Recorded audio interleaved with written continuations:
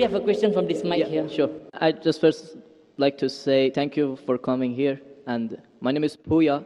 So I'm a student drama. And I come from Iran, not Iraq. Iran, the old name Persia. So I come from a religious family. My family are Muslim. But I born as a Muslim. But I didn't want to born as a Muslim because, so as a family I born. But still I haven't accepted Islam because of some certain points. My main question was about the time, like Asian time, back to the 1,000 years ago, when the time the Islam come to my country and we became a Muslim. So as I read in the history and those kind of stuff, I found it out that the Arab countries, so they attacked to my country and they invade my country and they brought Islam by force without my king accepted. So Persia was an old country and it was the most civilized country from the ancient time until now. We believe a real God, we were worshipping a real God, and our religion was Zartosh. So he was a prophet also. So we believe in good deeds, good thought, good words. So even Cyrus the Great, he was the king of the world and he was doing a lot of good things. Even some people, they was confused that they called him Masih. He was doing many good things, but he was never said, I'm a prophet, I'm a God. But even though that king, when he attacked the other country, he never killed a civilian, he never raped a woman, and he never made them to change the religion. Even somebody was worshipping a cow, he respect for them, even though he was worshipping a real God. He could make them to worship also same as what he's worshipping. But in the Islam way, if you're going to promote your religion, doesn't mean that you have to force it to somebody else or you have to make them to accept that religion. Because, human being means freedom. So anyone, they should have a right, human rights. So maybe those people, they didn't want that religion. So why they have to attack and, to bring it by force? That was the main question that make my heart a bit, to make me my belief go down. So. Brother, are you Parsi? Pardon? Yeah, I'm from Fars. Are you a Parsi? You mean Farsi? Are you a Parsi? Are you a Zoroastrian? No, I'm not following any religion. You don't belong to any religion? I don't believe. But you said your parents were? My parents are Muslim, but because of this confusion and stuff, I never try to follow the religion. I just believe in real God and doing the good things. So you believe in real God and good things. What are the good things? Where do you get the good things from? Good things like I don't harm the others. Whatever I'm doing, not try to harm the others. That's the first thing. As much as you can do the good things, even helping the others, and believe in the real God, not worshipping a stone or leaf or whatever. And I believe God is single. So, but I didn't. So you have your own philosophy. So you want to bring a new religion. I'm not going to make any religion. I'm just following my brain because as I know, God gave us a brain. So I didn't make my mind busy by following the books. When I was 10 years old, I was just thinking until now even. So I tried to follow my brain. Thinking, he's saying, God as long as not a stone. Who told you stone is not a God?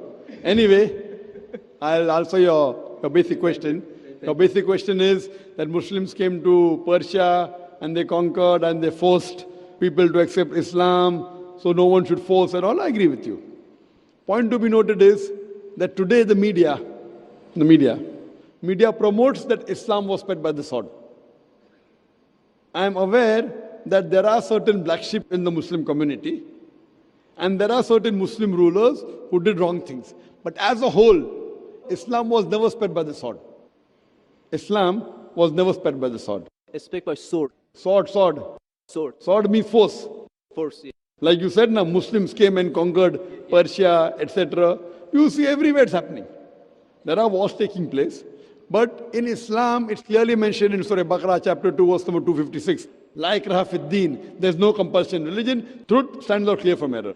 What we see today, if we analyze, that we Muslims, we were the lord of the Arab lands for more than 1400 years. For the past 1400 years, the Muslims were the lord of the Arab lands. For a few years, the Britishers came. For a few years, the French came. But overall, the Muslims were the rulers of the Arab land. Yet today, there are more than 9 million Christians who are Coptic Christians. That means they're Christians since generation. If the Muslims wanted, they could have forced each and every non-Muslim to accept Islam at the point of the sword in the Arab land. These more than 9 million Coptic Christians, they are giving shahada. They are bearing witness that Islam was spread by the sword. We Muslims, we ruled India for more than 1,000 years. We ruled India for more than 1,000 years. If we wanted, we could have forced every non-Muslim Indian to accept Islam at the point of the sword. Today, more than 80% of the Indians are non-Muslims. These more than 80% non-Muslim Indians, they are giving shahada, they are bearing witness that Islam was inspired by the sword. Which Muslim army has come to Indonesia? Indonesia today has the largest number of Muslims in any country, more than 200 million Muslims. In Malaysia, more than 55% of the citizens of Malaysia are Muslim. I am asking you, which Muslim army came to Malaysia? Your country, which Muslim army came? Which Muslim army went to the east coast of Africa? It was the business, it was the traders. When they came here, people accepted this religion. It is the media hype which talks about Islam was spread by the sword. Yes, there were a few people. There were a few black sheep of the Muslim community. Brother, you asked the question, you are listening or you are raising the hand? Okay, sure. You asked the question, you gave the background, I listened to it, and now you want to raise your hand. I have not completed my answer. Okay, sure. Continue. If you ask the question, you should think. Because if you're thinking something, I'm a doctor. If you're thinking, that means you won't hear my answer. If I ask you to repeat, you won't be able to repeat 25%. So when you listen, you should give attention. I'm a doctor. I've done psychology also. So, this is the media hype. If you read Thomas Carlyle, historian, he writes in his book, Heroes and Hero Worship. He puts number one hero prophet as Prophet Muhammad. He's a Christian. He says, if every new idea originates in one man's head, it dwells alone in the full world. It will do little good if he takes up a sword and propagates it. You have to first get your sword. He's talking about sword of intellect. There was a survey done in the Plain Truth magazine, a survey in the increase of the major world religions in a span of 50 years. In a span of 50 years, from 1934 to 1984. In a span of 50 years, the increase in the major world religion. It came in Reader Digest, Almanac Yearbook, 1984. Number one maximum increase in religion, it's Islam, 235%. Christianity, only 47%. I am asking you, which war took place between 1934 and 1984, which forced the non-Muslim to accept Islam? Which war? Which war? Today, leave aside the past. Today, the fastest growing religion in America is Islam. The fastest growing religion in Europe is Islam. I am asking you, who's forcing the Americans to accept Islam? Who's forcing the Europeans to accept Islam? You were not there born. Were you present in the past? Arabs came to my land and forced. Where were you present? This is history. Many things in history is false. So that's what? Okay. A very famous historian, Deleuze O'Leary, he writes in the book, Islam at the Crossroad, page number 8. He says, history makes it clear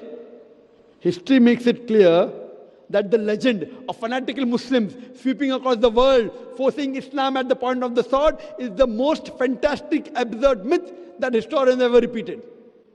Who says that? Deleuze O'Leary. History makes it clear that the legend of fanatical Muslims forcing Islam at the point of the sword over conquered races is the most fantastic, absurd myth that historians ever repeated. This is just in the media today. Muslim terrorist. I am asking you, did any Muslim attack you in this country? No, never. But the media says Muslims are terrorists. Yeah, media is just nonsense. Yes, same way your history is also nonsense.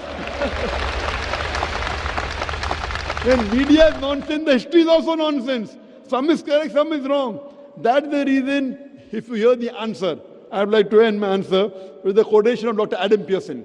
Dr. Adam Pearson says that people who worry that one day nuclear weaponry will fall in the hands of the Arabs, they fail to realize that the Islamic bomb has already been dropped. The bomb of peace. It fell the day Prophet Muhammad, peace be upon him, was born.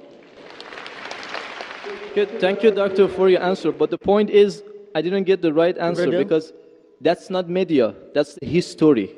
And history is not something that can be written the false way, because if it be written the false way, it can be changed.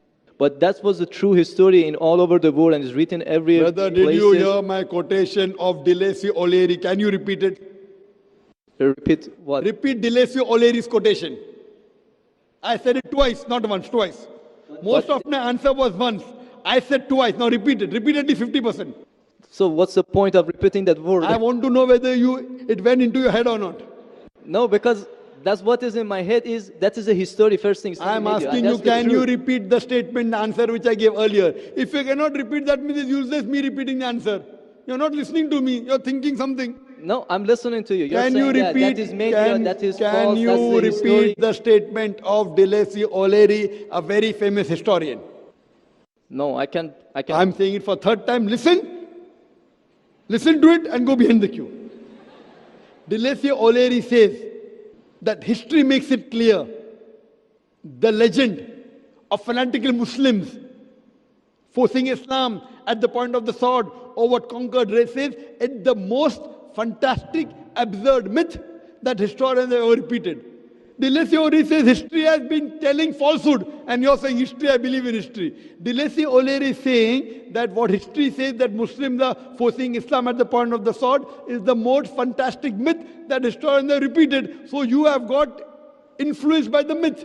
So now think it's a myth and forget it and believe in the fact.